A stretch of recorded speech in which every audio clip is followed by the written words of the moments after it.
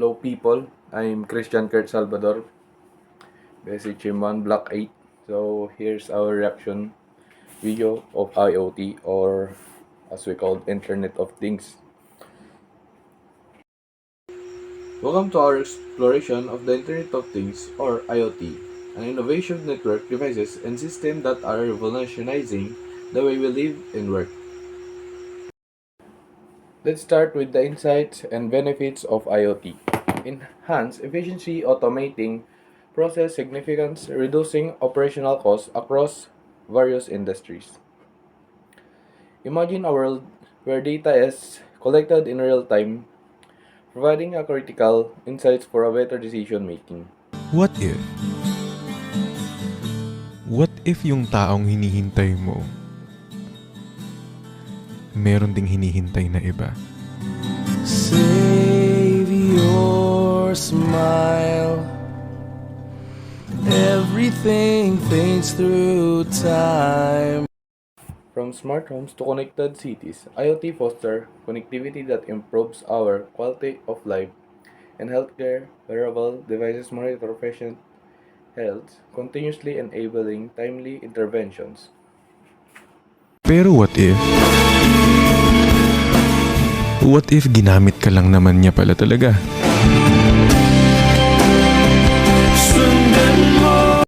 IoT also plays a vital role in environment monitoring, tracking air and water quality to help us respond to a potential hazard.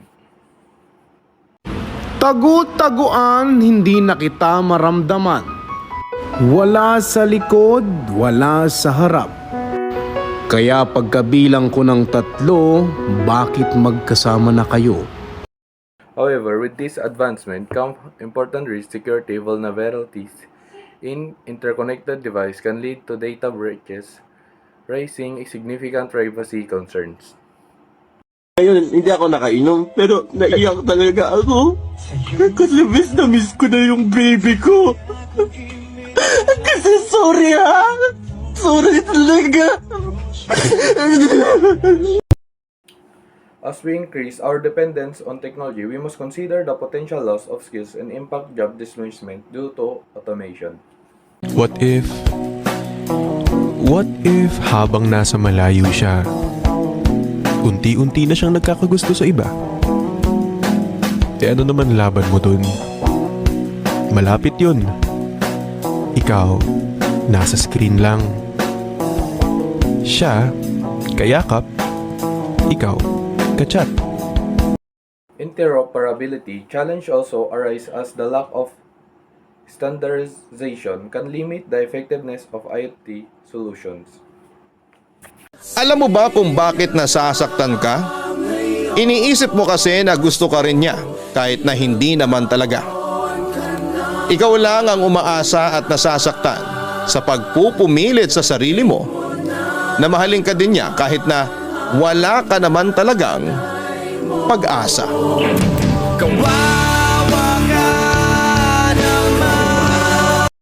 Now let's discuss the advantage IoT leads to cost of saving to improve efficiency and convenience in our daily lives. It allows better resources management, reducing waste, and optimized usage. Panigurado daw na simot sa tambo, pero bakit ka lumayo? At kung gagamitin ko na may tingting, malalaman kong hindi ako ang nais mong kapiling. At pag naipon mo na ang dumi gamit ang pandakot, pagmamahal ng lubos ay nakakatakot. Kaya pwede ka nang magwalis. Kung handa kang magtiis. But we must be aware of the disadvantage as well as security risks. High implementation costs and increased complexity can pose challenge for business and consumers alike. Ang pag-ibig daw ay parang pagkakape. Dahil sa pagkuha mo ng baso, bakit ang bilis niyang magbago? Paglagay mo ng mainit, bakit ang bilis siyang makahanap ng kapalit? Damihan mo ng kape dahil sa iba na siya dumidiskarte. At sugar level ay taasan para ilusyon mong pagmamahal niya ay wakasan. In conclusion, while the Internet of Things present incredible opportunities for advancement, It's crucial to navigate its challenges wisely. By understanding both benefits and risks, we can work towards a future where technology serves us safely and effectively. Ang paghuhugas daw ay maihahalin tulad mo sa pag-ibig. Dahil sa unang patak, bakit ka umiiyak? At sa unang bula, bakit siya naglaho bigla? At pag iyong sinabon, bakit ang bilis niya makapag-move on? At pag dumating na sa banlaw, bakit napakabilis siyang bumitaw? At pag natapos ang hugas, hindi ikaw ang wakas.